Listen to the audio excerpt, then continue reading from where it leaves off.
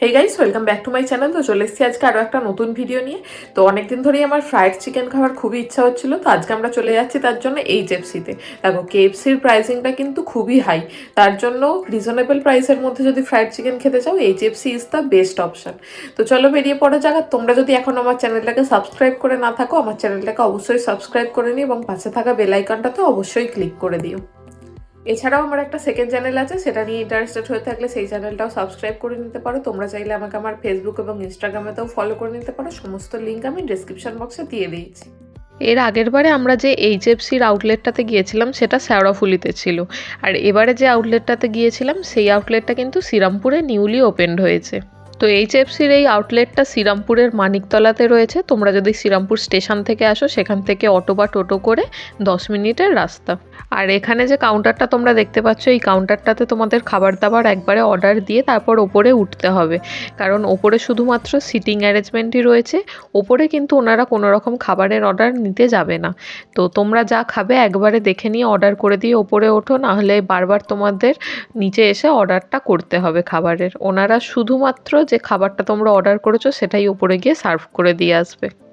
এখানকার অ্যাম্বিয়েন্স নিয়ে আমার সেরকম কিছু বলবার নেই, অ্যাম্বিয়েন্স মোটামুটি আমার ভালোই লেগেছে।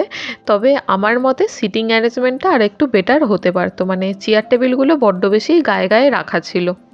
আর এখানের ওপেনিং টাইমিং হচ্ছে দুপুর 12:30 থেকে রাত্রির 10টা পর্যন্ত। তো এবার আসা যাক খাওয়া দাওয়ার ব্যাপারে।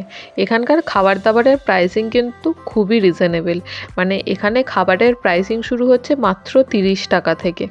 আমরা তো ঝটপট খাবারের অর্ডার দিয়ে এবং বিল পেমেন্ট করে দিয়ে ওপরে গিয়ে বসেছিলাম। বসে থাকার কিছুক্ষণের মধ্যেই কিন্তু ওনারা সমস্ত খাবার দাবার সার্ভ করে দিয়ে গেলেন। তো এবার আমি তোমাদের বলে দিই আমি এখানে গিয়ে কী কী অর্ডার করেছিলাম।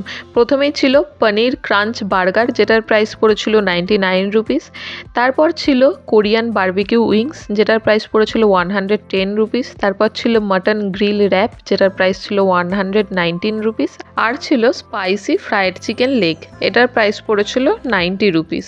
এটা দেখে আমার এতটাই লোভ লাগছিল যে এটার মধ্যে আমি এক কামড় বসিয়ে দিয়েছিলাম, কিন্তু এটা এতটাই গরম ছিল যে আমি আবার মুখ থেকে বেরও করে নিয়েছি। So please don't mind. যাই হোক, এটার টেস্টটা কিন্তু আমার দুর্দান্ত লেগেছে, মানে এটার মধ্যে স্পাইসিনেসের একটা কিক আমি পাচ্ছিলাম। বাইরেটা যেমন ক্রিস্পি ছিল, ভিতরটা কিন্তু তেমনই জুসি ছিল। তারপর ছিল পনির ক্রাঞ্চ বার্গার। তো এটার মধ্যে পনিরের একটা প্যাটি মতো দেয়া ছিল, মিওনিজ ছিল, অনিয়ন ছিল। আর বার্গারের মধ্যে যে পনিরের প্যাটিটা দিয়েছিল সেটা কিন্তু যথেষ্ট ক্রাঞ্চি ছিল।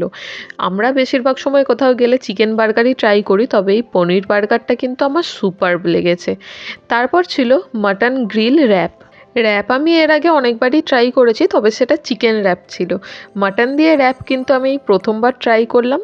আর এটা একটু স্পাইসি মতো ছিল, আর এটার টেস্টটা কিন্তু আমার অসাধারণ লেগেছে। তারপর ছিল কোরিয়ান বারবিকিউ উইংসগুলো কিন্তু যথেষ্টই ছোট ছোট ছিল, তবে প্রাইসিং অনুযায়ী দেখতে গেলে আমি বলবো কোয়ান্টিটি ঠিকঠাকই আছে। আর এটার মধ্যে কিন্তু আমি সুইট আর সাওয়ারের যে ফ্লেভারটা সেটা পাচ্ছিলাম, বেশ অন্যরকম একটা ফ্লেভার। তারপর সবশেষে ছিল চিল্ড কিউকাম্বার, এটার প্রাইস পড়েছিল 79 রুপিস, আর এটা কিন্তু বেশ রিফ্রেশিং ছিল। তো তোমরা যদি এখানে যেতে চাও, এখানকার লোকেশানটা আমি ডিসক্রিপশান বক্সে দিয়ে দিয়েছি, তোমরা চেক আউট করে নিও। আর আমাদের এত কিছু খাওয়া দাওয়ার কিন্তু মাত্র 500 টাকার মধ্যেই মিটে গিয়েছিল। আমি বিলের ভিডিওটাও দিয়ে দিলাম, তোমরা চেক আউট করে নিও প্রাইসিংগুলো। আজকের ভিডিওটা তাহলে এখানেই শেষ করছি। ভিডিওটা ভালো লেগে থাকলে ভিডিওটাকে লাইক করো, কমেন্ট করো, আর প্রচুর পরিমাণে শেয়ার করে দিও।